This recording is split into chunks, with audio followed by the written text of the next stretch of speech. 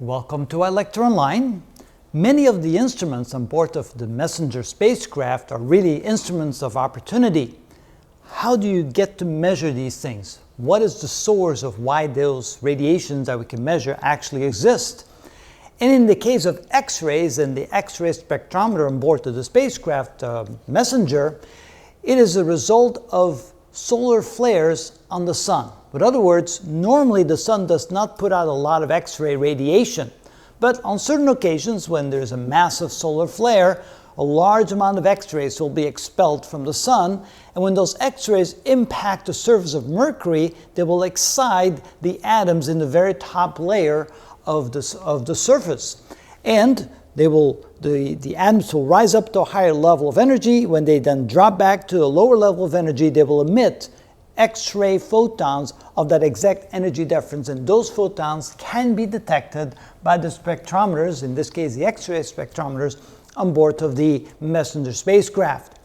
Now again, they need to be detected in some fashion, and that is done by having containers of gas through which the X-rays will travel, and those X-rays will then interact with the gas molecules inside a container, which will cause a voltage pulse to be detected by the equipment on board of that spectrometer.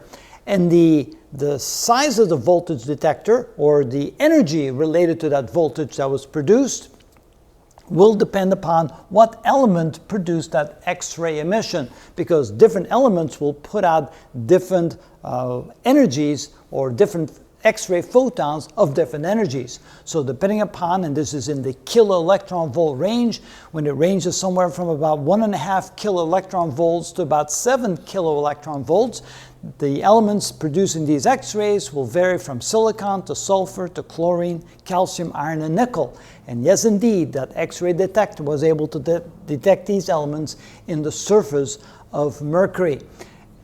Again, the number of detections will indicate the abundance, and the size of the voltage spike that was created by the X-ray will indicate which element it was. The typical type of what we call counts per second, or occurrences of seeing an X-ray of that type per second, will vary from about 1 per second for the very high abundance cases to about 1/10 of a second, every 10 seconds, because the counts would be 0.1 per second, so there would be one count every 10 seconds or one count every 100 seconds, again depending upon the abundance of those elements. Why could we do that? Well, the sun isn't just a quiet object sitting up there shining forth its light. Sometimes it has massive kind of solar storms, solar flares. They produce X-rays. Those X-rays produce agitated atoms in the top surface portion of Mercury.